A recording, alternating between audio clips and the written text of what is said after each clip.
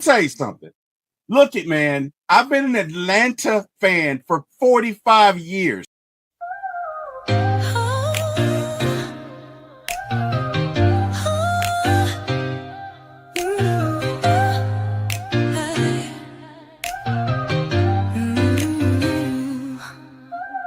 Late night vibes, we're turning up the heat. T-Will on the mic, can't accept defeat. My ATL sports show, he's running the game. Atlanta Falcons fly high, you know the name. In the heart of the A, where the pride runs deep. From the Braves to the Falcons, he's keeping it real, no sleep. He's got the scoop, every player, every play. Bringing the thunder every single day. T-Will, shining bright on the airwaves, bringing sports tonight. Atlanta heart, with a soul so free. My ATL sports show, it's the place to be. Falcon fans everywhere. Falcon fans, welcome to the Falcon Home of the Brave show with your host T-Will and my guy Scott Karasik like Jurassic. How are you today, sir? All good? Everything good? How we doing? Everything's good. Finally got like a couple people back at work, so everything's moving the way it should at work now, so not as stressed, so that helps out for sure. That is awesome. Well, we're here to talk about the Falcons, but we'd be remiss if we didn't talk about what's going on in the world of sports gambling today. Like, wow. Did you see that story? I mean, NBA guys being total jerks and gambling on everything. And I mean, I hate to say it this way, I'm not a huge basketball fan in general.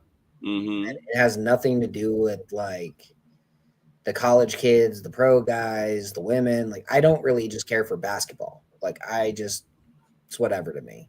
I don't really like basketball. But that didn't make me want to watch the NBA more. I'm all for gambling. I'm not for gambling on your own games. Like, if you want to gamble, I think the rule is if you're going to gamble, it shouldn't be on your sport. Like, if you're a football player and you want to gamble on the NBA, have at it. Who cares? Yeah. If you're a hockey player and you want to gamble on the NFL, cool. No one cares. Baseball, gambling on basketball, who cares? Like, that's kind of my view. Like, if it's not your sport, whatever, gamble on it. But if it's your sport, you have no business gambling on it. It's like insider trading.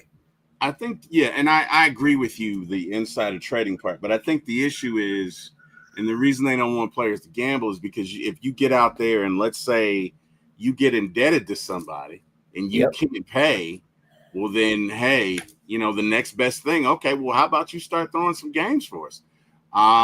Look at with everything going on with gambling and all of our sports now, you're probably going to see more of this in every sport. We don't want to think about it because we don't want to think about the impact of gambling on our end results. But, I mean, it's something you got to think about, man. But either way, what a story. Several players were arrested today. I want to say Damon Jones. Trading situation. You said what? It was like an insider trading situation. It was. I believe Damon Jones, Terry Rozier, and Chauncey Billups. And one of them is a head coach of a team. So that's bad. That's bad. That is a bad look.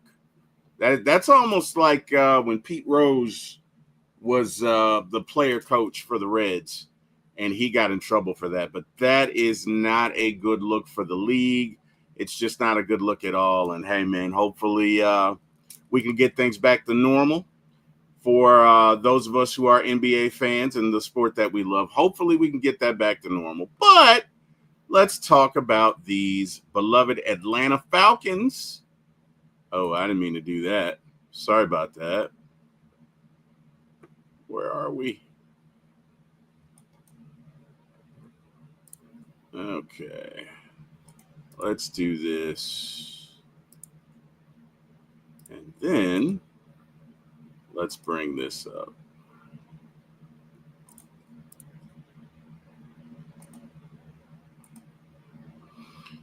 All right, Scott. So let's talk about, we got two things we want to talk about. The upcoming matchup with the Miami Dolphins and the fourth down play that everybody was talking about yesterday and the day before and the day before that. We got to get into it, man. So let's talk about it. The bigger issue is the third down play. Let's talk about that too. Well, let's get to the third down play, right? So give me your thoughts. It's third down, and set the scene for everybody, right? This is third down. What are we in the we in the fourth quarter, third quarter? Where are we? It's the fourth quarter. It's like 3rd and 2. I want to say there was let me look up the exact timing on it, but it was 3rd and 2. And just the play that was called didn't make any sense because they've been stopping outside zone all day. Mm-hmm. We're expecting outside zone all day. And then we ran outside zone. Like, that was the play to Drake, right? That was no. That was that was on the fourth down. That was on the fourth down. They ran it with Bijan off right tackle, outside zone, no gain. Gotcha. My issue is you're running an obvious run. You're aligned in obvious run. Every single time they aligned in an obvious run, and I was saying, call a play action before that play even started. Call a play action, faking the outside zone, running a short little kick out for Bijan, and the play action goes to Tyler, and then toss it to Bijan for 3 yards. Like, that's all you had to do. Or if you're going to run the ball, have fun with it and put 6 offensive linemen and put, Werner out there and have Pitts on the weak side and then run the ball, and run a dive with a fullback and have Tyler be the fullback. Like, there's no creativity on the plays that are clutch, and that's when you need the creativity. That 4th and 1, the issue wasn't that Bijan wasn't on the field or that Pitts wasn't on the field or any of that. They could have run that play and had Drake faking out and then cut a quick slant, and they would have gained 20 yards on it. It was wide open. Terry, I think your mic's muted. But yeah, if you just look at your own tendencies once in a while, see what you're screwing up, seeing how you're not marrying your play action to your run game. I said this week 1, you got to marry the play action to the run game. You got to run the same motions. You got to run the same blocking in your play action that you run in your run game, because then it actually looks like a run and you're going to open up defenders. Right. You got to run the same kind of motions in your passing game that you're running in your run game so that they don't think, oh, hey, this is a pass. You're motioning wide receivers on pass. You're motioning tight ends on run. It's not the hardest thing to figure out. And I guarantee you, any linebacker who's watched any minute of film is like, pass, when they see that wide receiver jetting across the formation. You just know. Yeah. There was there have been several tweets and posts on social media on the Falcons in various formations. And the numbers are staggering that when they're in this formation, it's almost 98% pass. When they're in this formation, it's 98% run. And you would think that in any professional organization, you've got guys for that. Hell, you probably have AI or software that tells you, hey, you run this 69% of the time. You run this. I got AI that I can access. And I don't even work in the NFL. So if we have it, I know they have tools that show them these are the tendencies that you run. Talk to me about why you think there is this tendency to be repetitive, specifically on the offense. Give me your thoughts on that. I will never understand why they run the same things over and over and over again, because I don't know. Like, it's not like he's being cute. Like, I almost think Arthur Smith could run this offense better than Zach Robinson sometimes. And I thought Arthur Smith was a moron, but like Zach Robinson is running the same stuff every single game. And it's like, hey, try and stop it. We don't have try and stop it talent. Not at wide receiver. I love Pitts, but I don't think he's that kind of tight end right now. He has that potential. He could be a Tony Gonzalez one day, but he's not that guy yet. I mean, we don't have it right now. We don't have the try and stop it talent. We don't have the offensive line that's just going to punch you in the mouth like that. You lost a lot of attitude on the offensive line without Caleb McGarry. Like, McGarry is a nasty dude in those trenches, and you lost a lot of that attitude with him. Lindstrom's fun. Lindstrom's a great player, but he's a technician. He's like Steve Hutchinson. He's not a nasty boy. I love Newsel, but he's a technician. He's not a nasty boy. Berg, technician, not a nasty boy. Wilk is a technician, not a nasty boy. They don't have any nasty boys on the offensive line. You need a nasty guy. Storm Norton plays like a nasty guy, at least in pass pro. Mm-hmm. In run, he's not the best. I'm going to be honest with you. Mm-hmm. But he's as good as Wilkinson. But he's a massive upgrade in pass pro. So hopefully they get Storm back this week, because that would be great for them. Yeah, I think he's a full participant at practice. So that's a good sign. We've got Craig in the chat. You said what? I think he's been working out the last few weeks, and they just haven't put pads on him until this past week. Yeah, well, I mean, that's good, because we definitely need him. You don't go from 0 to full participant in an NFL practice without some conditioning and other stuff. Agreed. So I think that's probably what they were doing. He was healed up 2 weeks ago. They're like, all right, well, let's get your conditioning in for 2 weeks. And then he's like passed all the conditioning tests. And they're like, all right, well, yeah, let's get pads on you.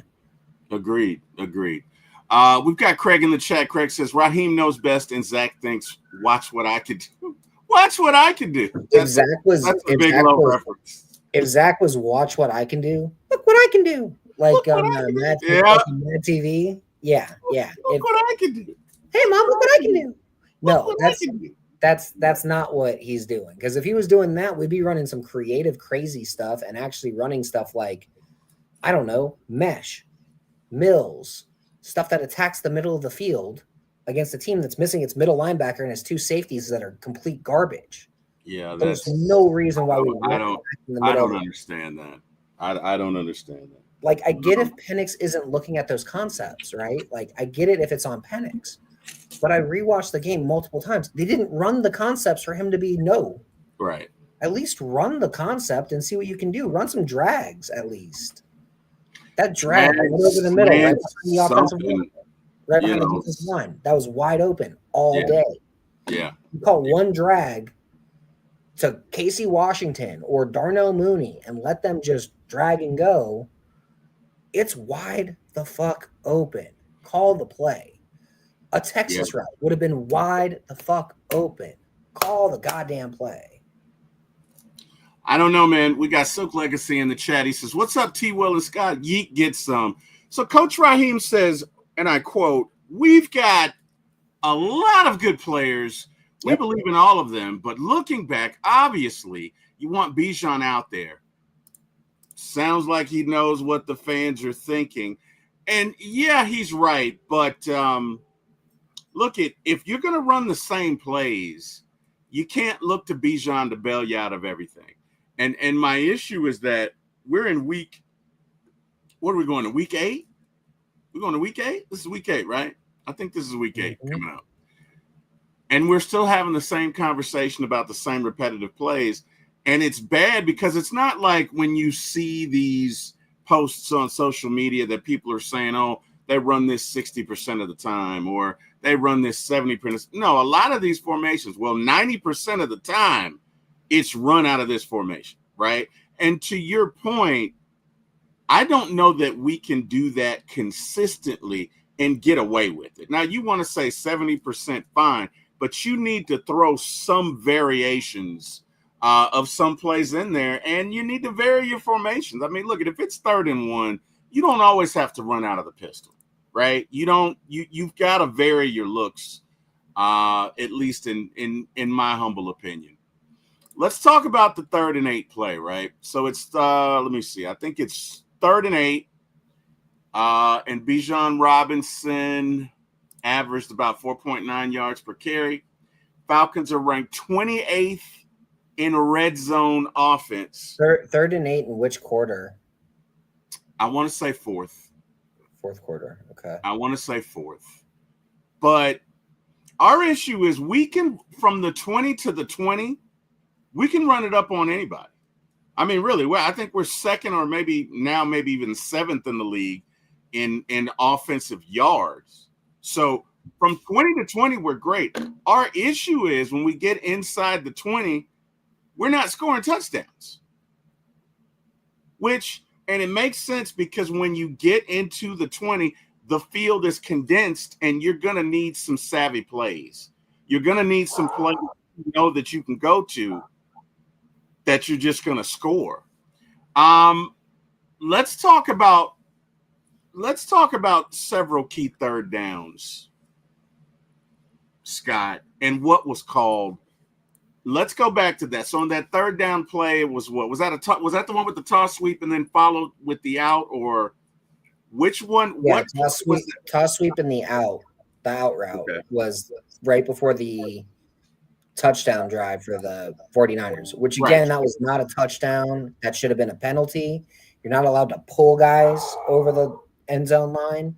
It would have been a 10-yard penalty from the 3, putting them on the 13 on 3rd, and it's loss of down. So it's been 3rd and 13, 3rd and goal from the 13. So 3rd and goal from the 13, completely different play. That's true. Completely different situation. That's true. That is true. If the Falcons make the stop on 3rd and 13, right there. It's a field goal. It's a field goal, and they're still in the game. Yeah. That one call by the refs completely took the Falcons out of it on their final drive. It did. And iced the game for the 49ers. It really did. Let's talk about that 4th down play on that out to Drake. And you mentioned it that had it been anything other than an out, anything to the inside like a drag, a slant, maybe you just get in the middle and sit down in between the zone. It's at least 10 or 20 yards. It was wide open. The cornerback that almost got the interception commented and said, we saw this in film study that when Drake is in whatever particular motion, it's always going to be the out, which kind of speaks to, I don't want to say redundancy, but it speaks to repetitive play calling. Is this just Zach Robinson being disinterested, or, is this just a deficiency of a basically year 2 coordinator? Scott, give me your thoughts on why is he doing this? Everybody's talking about it. Why does he keep doing it? I think he's just, I don't know. I think he's just year 2 of calling plays, doesn't really know what he's doing still. And I don't know if he ever will know what he's doing. And honestly, I would be okay with someone else coming in and creating a cohesive scheme. Because this is not a cohesive scheme. A cohesive scheme would have the personnel the Falcons have right now in the top 5 in offense in scoring points. That's fair. That's fair. If you can go from the 20 to the 20, it's just 20 more yards. I would agree. There's no reason why this shouldn't be a team that's at least in the top 10 in scoring. The fact that he avoids the middle of the field with his play design cuts off 20 yards in the middle of the field. Yeah. And we've seen Penix throw balls over the middle, so I don't think it's that he can't throw it. I think, and maybe, again, I've heard some people say, well, throwing that 20-yard out is a strength of Penix, and I get playing to somebody's strengths, but you can't be so predictable that you just don't throw over the middle at all.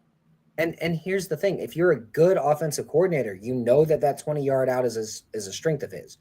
You know that they know that 20-yard out is a strength of his. So you run that 20-yard out, and then you run a post going in with the slot receiver, and you put that safety in a cover 2 situation into a really big bind. You put that safety in a cover 3 situation, cover 3 situation where he's having to cover the post and you got to cover 3. They're both covered at that point. So then you have something coming under on a crosser. And then you have a 3-man game. It's not the hardest thing in the world to figure out how to run an offense. Okay. And I'll be honest here, it makes a lot more sense if you just design for the strengths and then also design on how to improve on the weaknesses.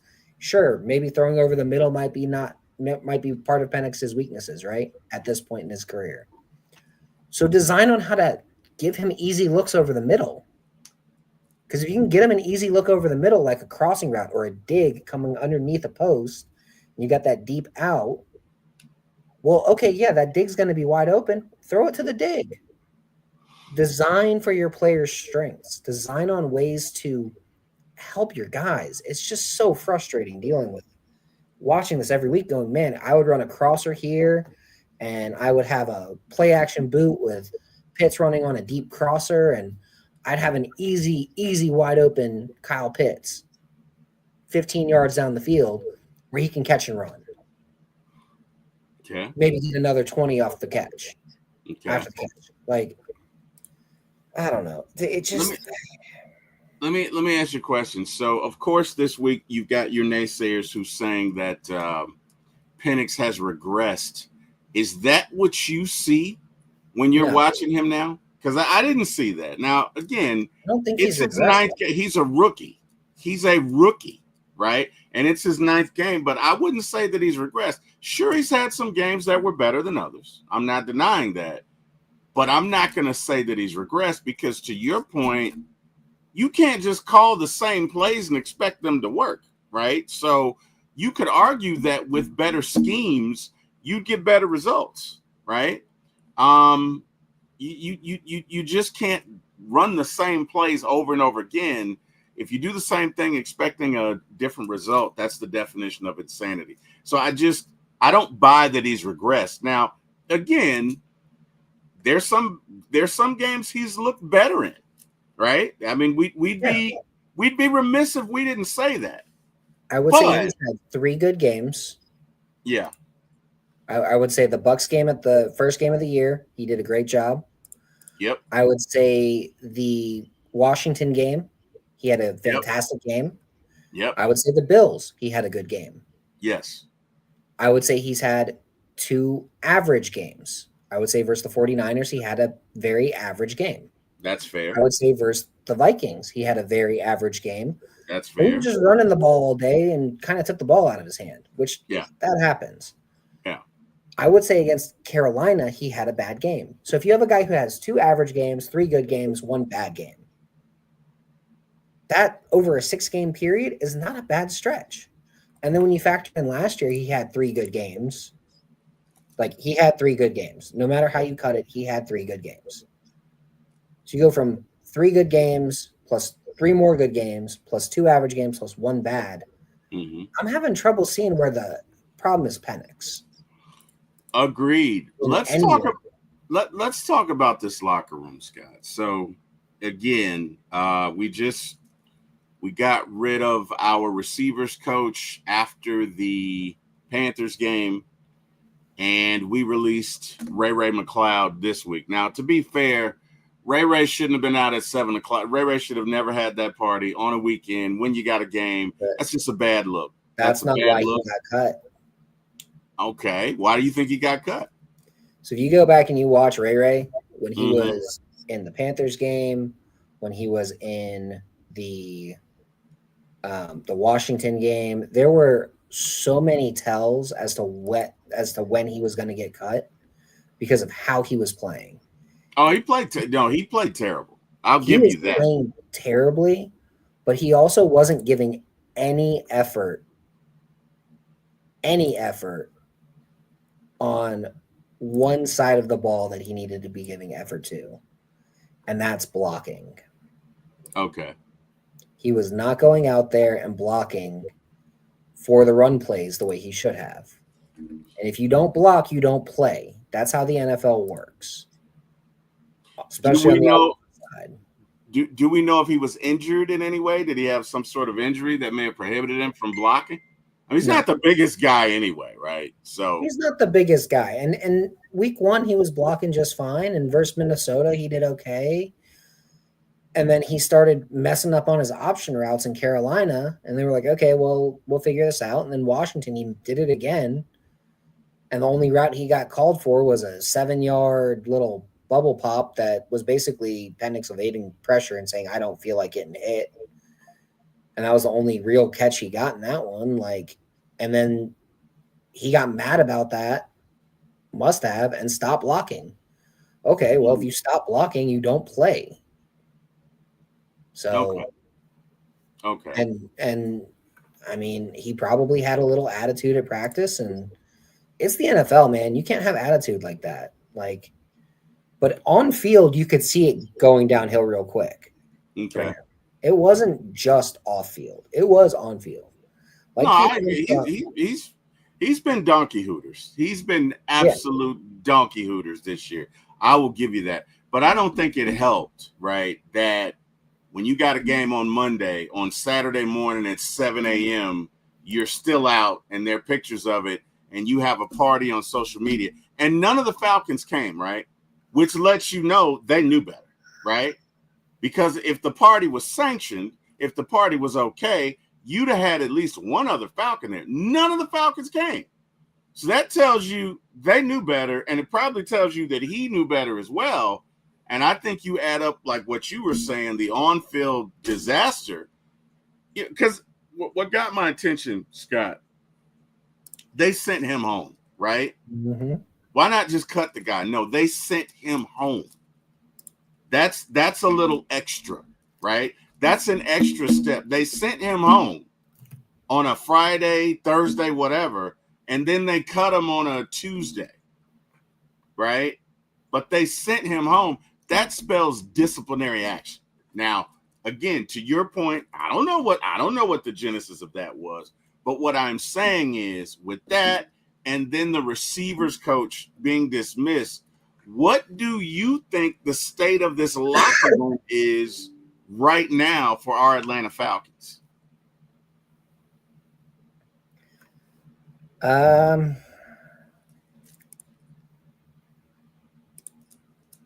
It's probably fine, honestly. Okay. And the reason why I say that is they were expecting to be roughly 3-3 after 6 games, right? They weren't expecting to be 6-0.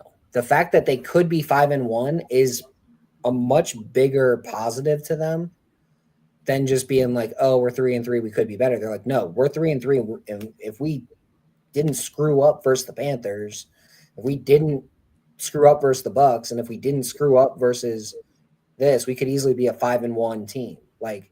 That's how they're thinking right now. If you've ever been in a locker room like that, you're just like, all right, we've got a chance to really go on a run. We need to use this as our get right. That is what this week is going to feel like for them, a get right. So. Okay. We got Silk Legacy in the chat. He says, y'all think Penix is going to play with a bruised knee bone? I've heard reports that he's going to play. I've heard reports that Kirk Cousins is going to play. I think Raheem said that for now, Penix is going to play, right? Is that what he said in his interview? They are not giving Kirk first team reps.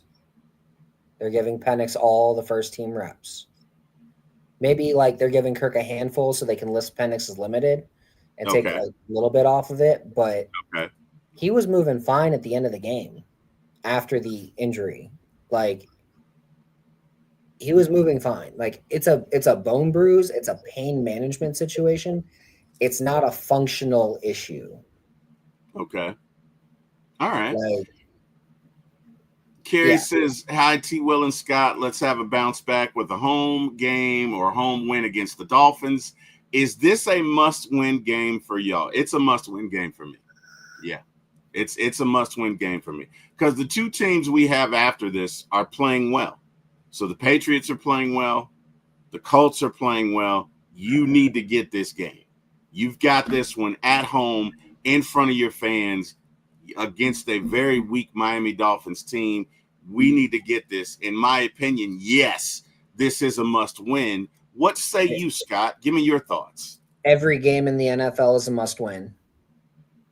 I don't Okay. think they need to treat it like a must win. I think they need to treat it like a let's get back to being us and let's add in some wrinkles on this offense and try it against them and see if this will help correct some of the issues we have on offense. Let's add in a mesh wrinkle this week. Let's do something. Let's do mesh rail this week and just add it in and see if that helps. Let's do a couple Texas routes this week and see if that helps and change a little bit of the identity. So like that to me is something that I would be looking for. Like, how do we change a couple of small things to go from there? Okay. New England is going to be a different story. They are a really good team. However, New England's strength of victory is only 324, which means they haven't beat anybody that's actually good Winning yet. that has a winning percentage. Because if you go to their schedule, their wins are versus the Dolphins, the Panthers, the Saints, the Titans. Yeah. 4 of their wins are against 4 of the worst teams in the league. Yeah. So, grain of salt. They did beat the Bills, but we beat the Bills. Yeah. So well, that's gonna be an interesting game. That's gonna be because Vrabel is a good coach. That's gonna be an interesting game. Very good coach. Craig says the thing is they play good at home, so they will give us false hope if they beat the Dolphins, but just to lay an egg the next week in New England. Well, Craig, I hope that's not the case. Agreed. But hey, it could happen. I certainly hope it doesn't, but it could happen. Carrie says, are y'all worried about the linebacker by committee playing in Diablo's absence? JD took first team reps today at practice. Man, losing Diablo hurts. Hopefully he's not out too long.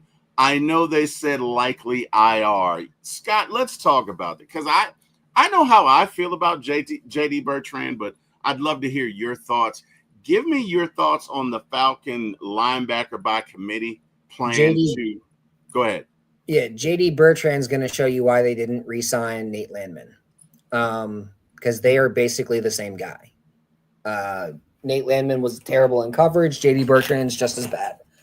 I worry that that's going to be a point of attack for Mike McDaniel. Yeah. However, Waller seems to be hurt. That Miami team is going through just all the motions right now. Yeah. Tua kind of sucks. The kid from Texas, terrible. Quinn Ewers or whatever, he's terrible. Like, they don't have anything at a lot of spots. Their defense is rough in Miami too. They might be the worst team in the league right now. Ooh. Just based on what I'm going back and I'm watching film and I'm like, this is not a good team. Yeah, they're donkey hooters. They are donkey hooters. They are pretty bad. If there's a way to start just trying new stuff, this is the team to do it against. I don't think they have a lot of good receivers. They do try to attack over the middle a lot with Malik Washington, with Jalen Waddle. They do try to attack over the middle with Waller, but Waller, I think, is back on IR. So they've got like a bunch of just awful options at tight end. Their defense is okay, but it's a bunch of young guys who are like still learning how to play football. They've got good pass rushers, so that might be an issue for us because they do have good edge rushers. Bradley Chubb, Jalen Phillips, Chop Robinson. All of them are real solid. They have Judon in their rotation. He's like 5th in their rotation, but he's in there. I don't know. I'm not a huge fan of this Miami team by any means. I do think we match up with them very well with our defense versus their offense. I think our offense needs to run the ball and run it right down their throats. And this needs to look a lot like that Minnesota game, except better, more efficient passing. Okay, that's fair. Craig says it's really Raw and Zach's fault that I feel this way about the Falcons. Just no confidence at all in them, and on the road and barely at home. Kerry says, you have the script, Craig. Craig says, at Kerry, in my script, Ryan Zach wasn't hired in the first place. Laugh out loud. Okay. Makes me wonder who was hired, because the only guy I thought made more sense than Raw was Ben Johnson. I like Ben Johnson. I also like Harbaugh, but I don't. Did Harbaugh never wanted to come to? Harbaugh was using us for leverage, and we knew it the whole time, so it was whatever. Yeah. So that's fair. So I think I know how this is going to end up. But guys in the chat, just live poll: was Raheem right or wrong? And I think it's obvious, but you guys think Bijan should have been in there on fourth down? I'm gonna say yes. I'm gonna assume Scott's gonna say yes, although I can't speak for you. Nope. You don't think Bijan should have been in there? Nope. It's 4th and 1. Fat guys win championships. Okay, so you need Tyler. I would have had Tyler and the Hogs. Offensive linemen. I would have had Werner at fullback. I would have had Tyler at tailback. Mm-hmm. 6 O-line. I would have kept Pitts in there just for the fake of a play action to keep them on their toes. I would have had London out wide to the left. And I would have run it down their throats. I would have run it right up the middle into the teeth of their defense and said, stop us. But stop us if you dare. I have a Dan Campbell kind of attitude. If you're on the offensive line and you don't get that push, you got to deal with me when you get back, and that's not going to be pretty. But, that's fair. We got Wolfpack Master in the chat. He says, hey, chat, what's going on, Wolf? How are you, sir? Hopefully all is well. Craig says, I'm afraid they're going to run Bijan into the ground before we become world beaters. And you know what? That's a valid concern because, and that's why I hope we keep Tyler. We may not. But I hope we keep Tyler because he is a good change of pace for Bijan, right? Because you don't want to run him into the ground. Wolfpack says, what's going on, fellas, on the panel? Okay, so Wolfpack Master is Jared Talks. Hey, Jared, how you doing? Hopefully you're doing well. Jared has a podcast, guys, where he talks about a litany of topics.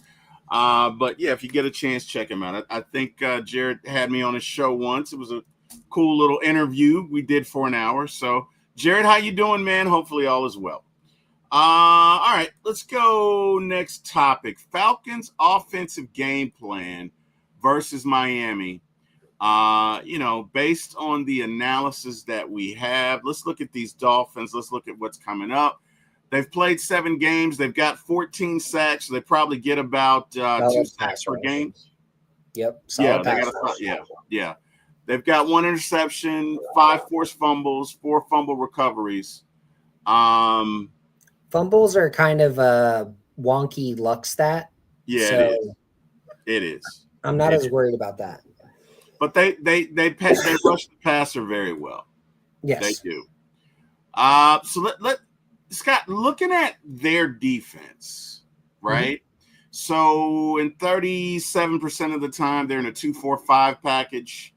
24% of the time they're 3-4-4. Basically 20% they're 3-3-5, 12% they're 4-3-4, and then 6 they're in something else. How would you attack this defense? I'd run the ball. I would try to run the ball 40 times in this game. I would attack the edges a lot and pound on Chubb, pound on Phillips, pound on these guys with your tackles all game. and tire them out. They're allowing 5 yards per carry right now, over 5 yards a carry. This is one of the worst run defenses in the league. Pound the rock, run it down their throats, and then run play action off of it. And try some stuff out where you're actually marrying your concepts and run play action off the wide zone with a rollout. They ran it a couple times in this past couple times against the 49ers, and it didn't hit, but it's one of those things. You ran it so you could try it. It didn't hit, but you got to keep sticking with it because once it hits, it's going to hit, and it's going to hit big. Kyle Pitts was wide open on one of those play action rollouts.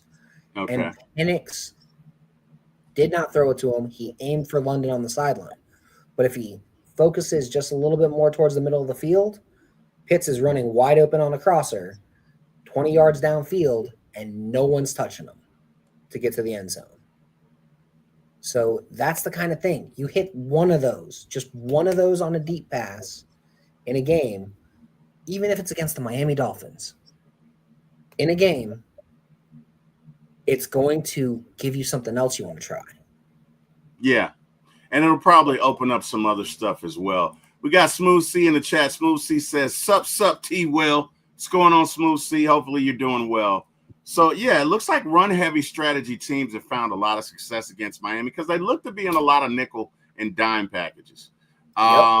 Rushing efficiency is 5.21 yards per rush attempt, which is pretty good. Passing is 7.87 yards per pass attempt. So looks like you can run the ball, and I'm completely in alignment with you, Scott, when you say that. So agreed on that one 100%. So, yeah, we need to commit to the run early to exploit Miami's weaknesses. Use zone blocking schemes against Miami's lighter 2-4-5 and 3-3-5 packages, and implement counter runs against their aggressive front seven. Yep. Would you run a couple of screens as well, Scott? Not wide receiver screens. I hate those, but maybe a couple of screens or draw plays against them. I don't mind wide receiver screens if they're to the right wide receivers. Okay. Like Darnell Mooney would be the right guy. Bijan lined up out wide as a wide receiver, absolutely. You know, I would run those. I would run some tailback screens for sure. Bijan, Tyler Algier, absolutely. I would not run a tight end screen. Kyle Pitts is not a screen guy. He is not an open field, make you miss kind of dude.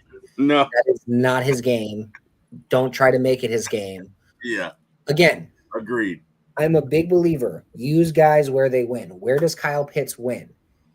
As we've seen, middle of the field. He wins middle of the field. Yeah. He wins when he can get good separation on a slant route. He can get good body positioning on a slant route, and he wins deep. Use him where he wins. Where does Drake win? He's not a screen guy either. You don't send screens to Drake London. He's not a make you miss kind of guy. Yeah. He's going to run a dig. He's going to run an in. He's going to run an out. He's going to run a slant, a corner. That's Drake's tree. Use guys where they win. What can Mooney do? You drag Mooney across the field, get him open, let him use his speed. You run Mooney deep. You run Mooney on a screen. Casey Washington, I don't really know what he's got yet. He hasn't had a lot of opportunity. I would run him on a screen. I feel like when you throw him the ball downfield too much, he's diving for it and he's always catching it on his damn knees. Yeah. Like give me a wide receiver who keeps his feet. That's my big issue with Casey Washington at this point. Yeah. Like I think he could be solid if he could just keep his feet. Like he's basically Russell Gage. Like that's Casey Washington. He's solid. He's fun. He's a decent player. He's not great, but he's a decent player. And he's what we need right now for that particular role. He's just not a guy that I trust to not keep his feet 20 yards downfield when you need 3rd and 21. Yeah. Yeah. That's fair. That is fair. So, if we do see Kirk Cousins on Sunday, and hopefully we won't, but if we do, How do you feel about Kirk right now? You think Kirk will be fine?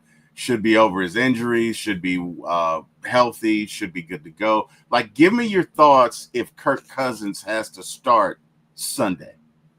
Just run the ball. Like, I don't care who's starting at quarterback. Just run the ball. Like, Okay.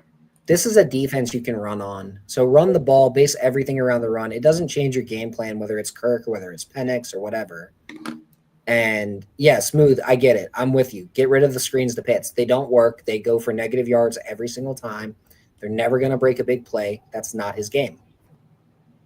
But yeah, with Kirk, just, yeah, like, I don't get it. Just run the ball and run some play action. And yeah.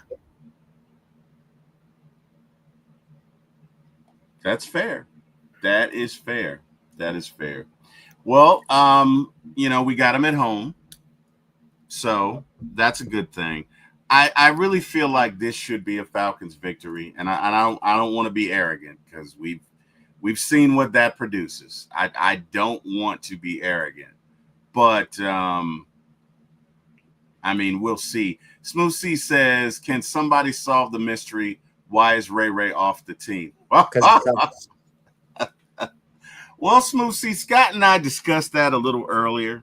Because he sucks. I mean, that's he wasn't great. He wasn't great this year.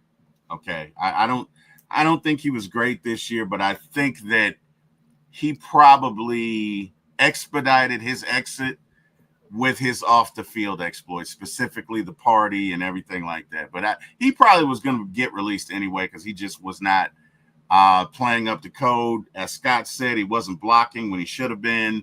He wasn't running the correct routes. To me, it seems like his concentration just wasn't there.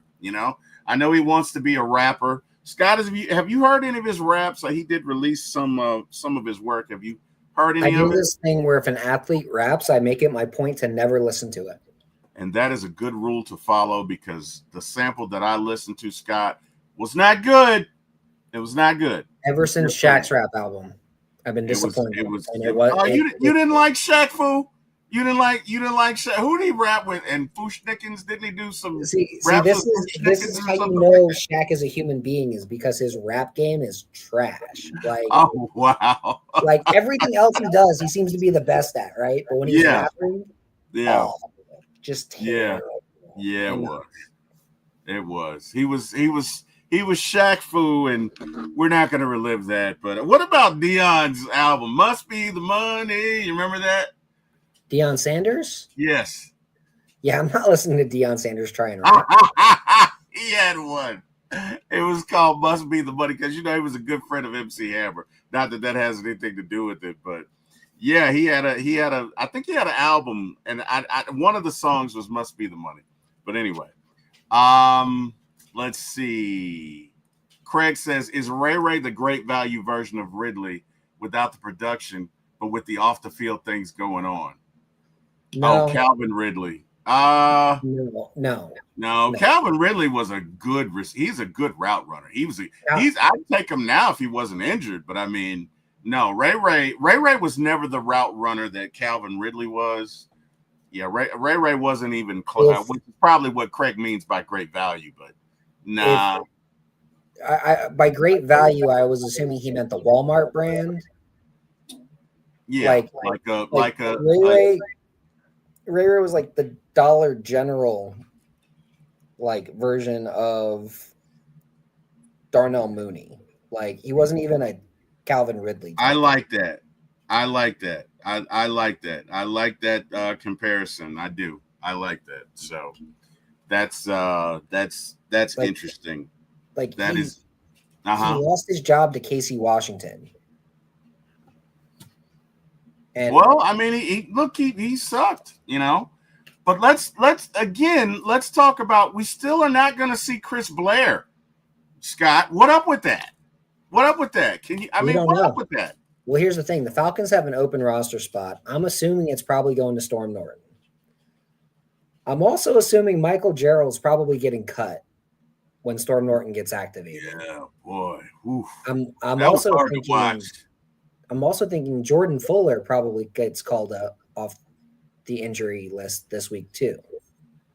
Wasn't he a full participant at practice this week? I think he was. Jordan Fuller's been full participant the last 2 weeks.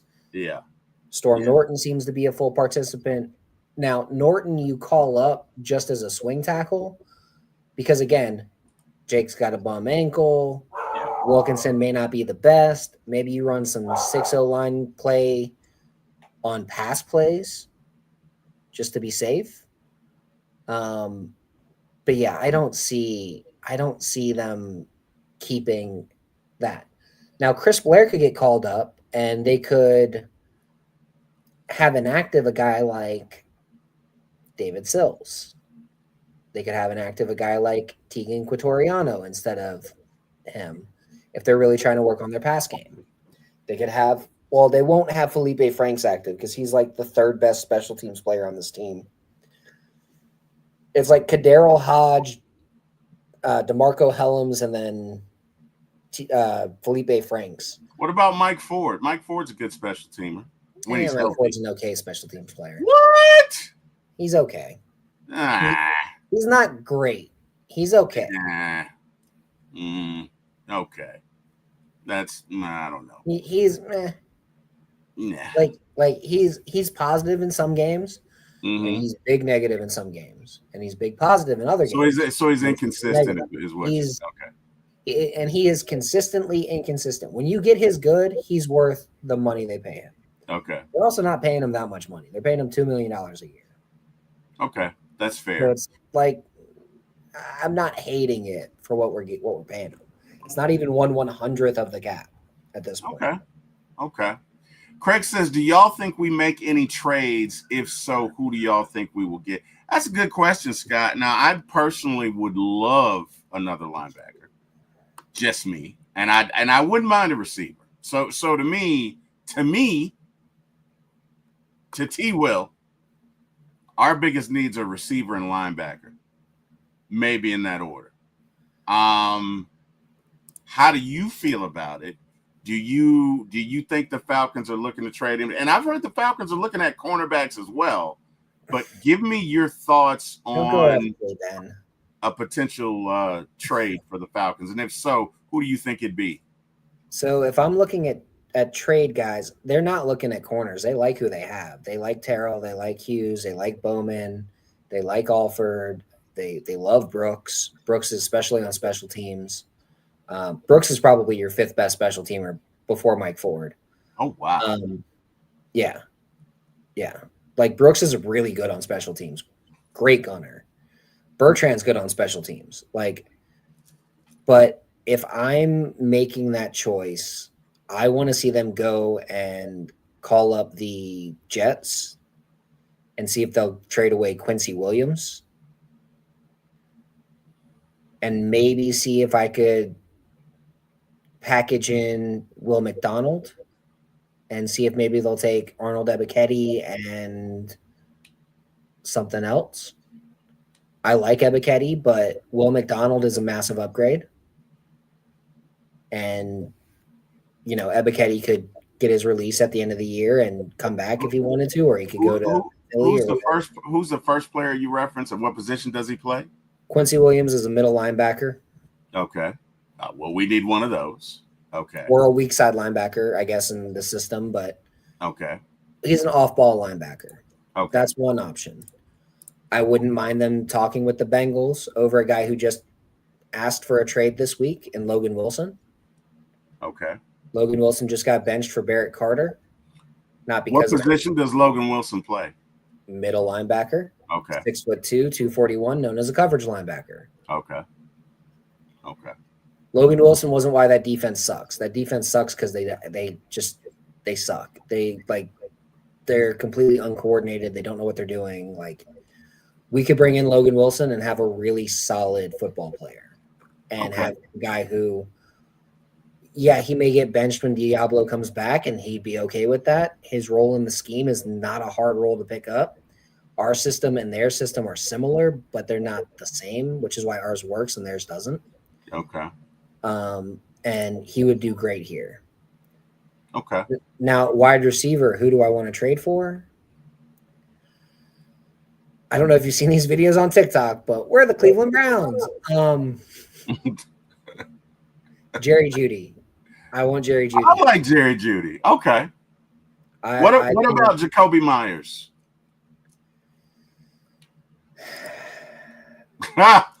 Sigh.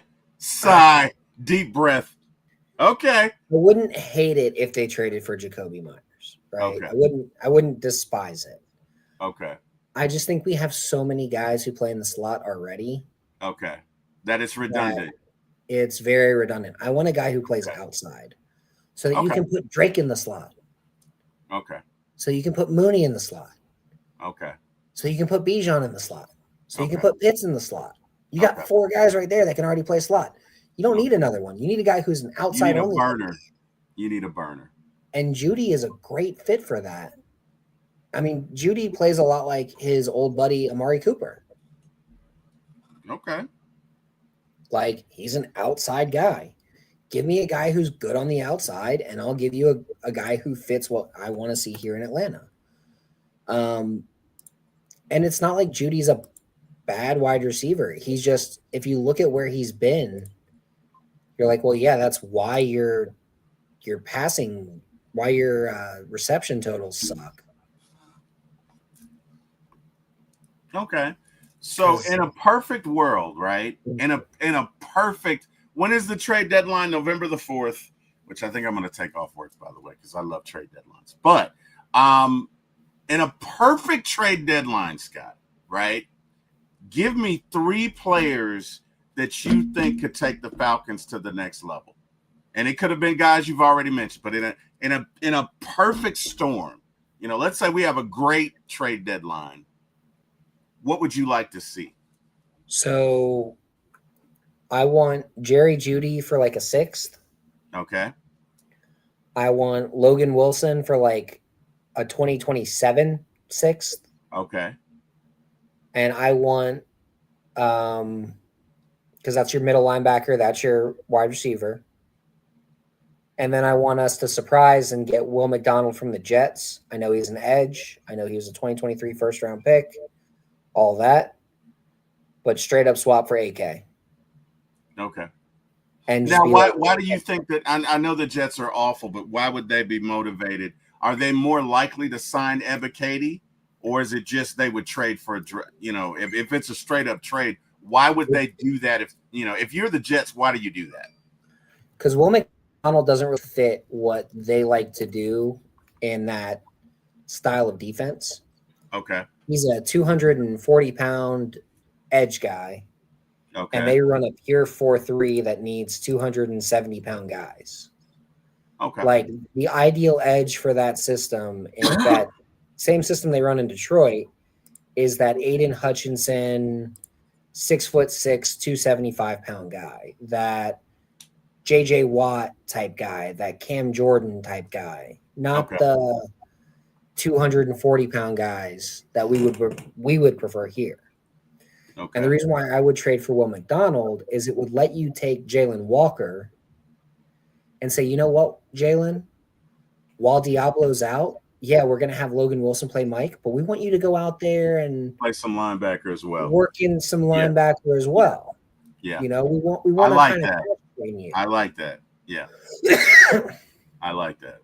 I like that a lot. Because I personally think that Jalen Walker wasn't signed or wasn't drafted to be an edge defender. I think Jalen Walker was drafted to be Caden Ellis's long-term replacement.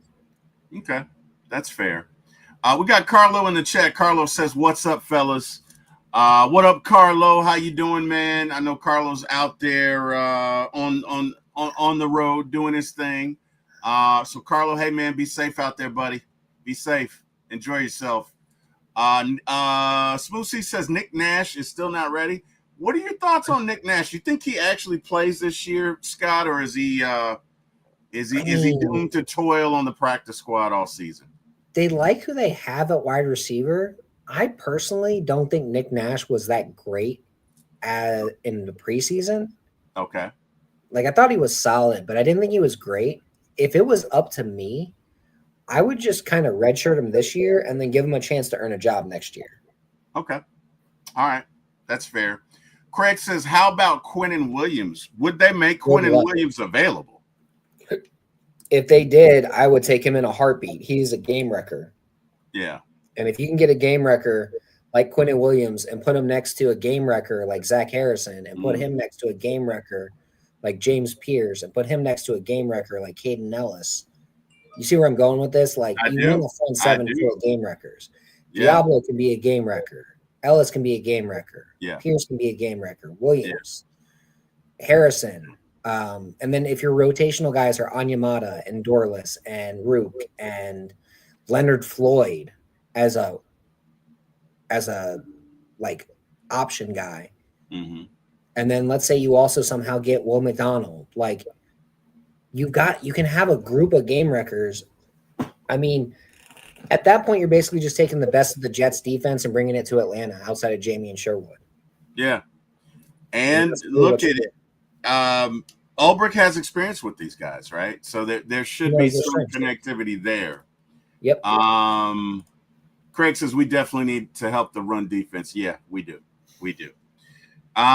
Interesting. Okay.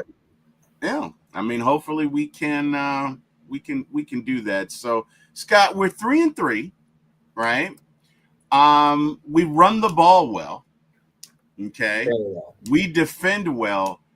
Do you think going forward we should focus on running the ball and defense and kind of build concepts out of that and build off of our play action game? Like, give me your, like, we're 3-3, right? And not that I'm comparing us to the 2000 Ravens, but I'm kind of comparing us to the 2000 Ravens in that kind of, I don't know, I want to say mid-season. Brian Billick was like, look, we're just going to run the ball and play defense, right? And again, I'm not saying that our defense is worthy of the 2000 Ravens, but you got to play to your strong suits, right?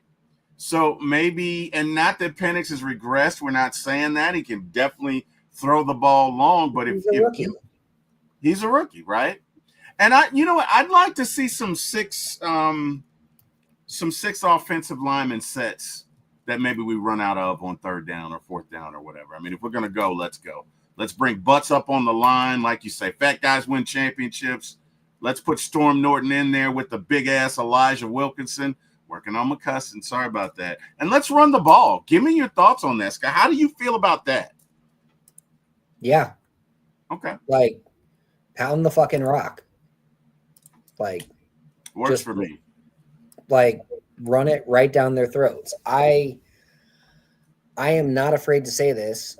If you don't run the ball well in the NFL, you're going to lose games.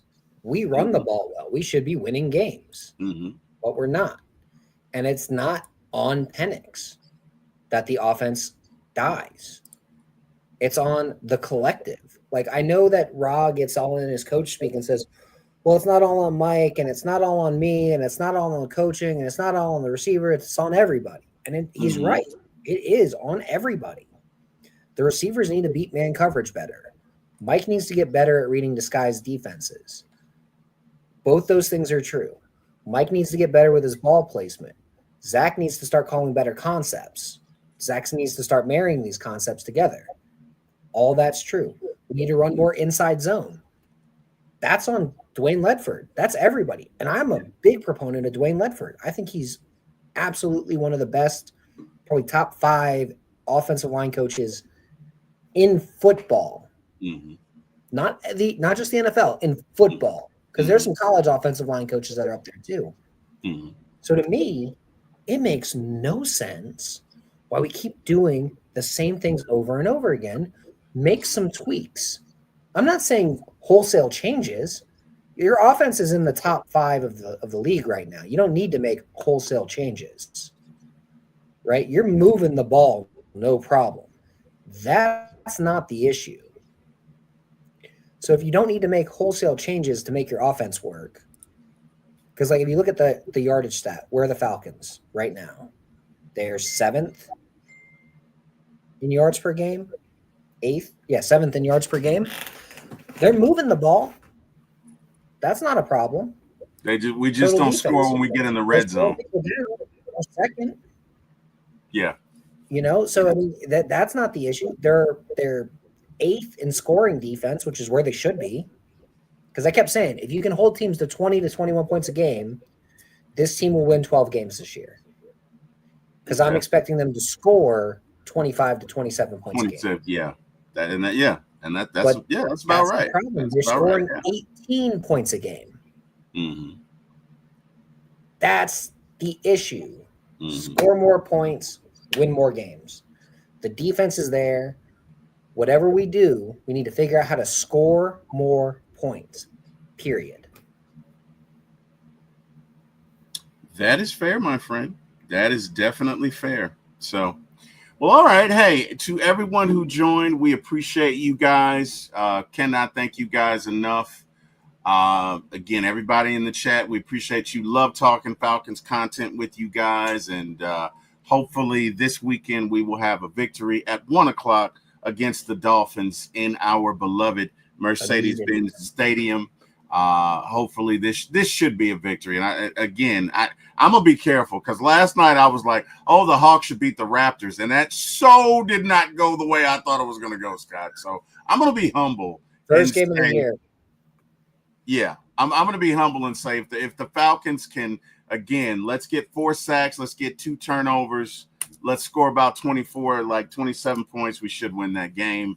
Again, humbly saying it though, I'm going to give it a score prediction of, I'm going to say 28-17 Falcons. No, I'm going to say 28-19 Falcons. What say you, Scott? I'm going to say the Falcons should win. It should be a not close game, but I don't trust the offense to score more than 25 points right now. I'm going to say 24-14 Falcons. Okay. That's fair. Well, hey, to everybody in the chat, we appreciate you joining us. Scott, tell these folks where they can find you, man. You can find me at Karasik S on Twitter. And yeah, that's where you can find me. Talk ball, always down for that. And if you have a disagreement with me, I will try and talk it out. But yeah, don't go super negative. If you know what I'm talking about, you know what I'm talking about.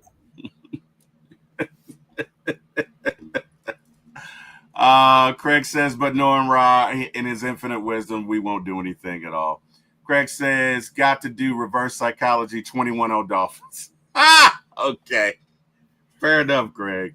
Hey, we appreciate you guys. Again, thank God for sending all you guys in my path. Thank God for sending Scott in my path. Really enjoy doing shows with you, my friend. And yeah, man, I will see you next week, Scott. To everybody who joined, thank you guys. I want to thank God for waking me up. Again, we can be seen at For My ATL Sports 1 on YouTube. Again, the number 4, My ATL Sports, the number 1. Please like, share, and subscribe if you are so inclined. And we will see you guys next week. Scott, have a good one, brother. And rise up, everybody. Good night. Let me tell you something. Look it, man. I've been an Atlanta fan for 45 years.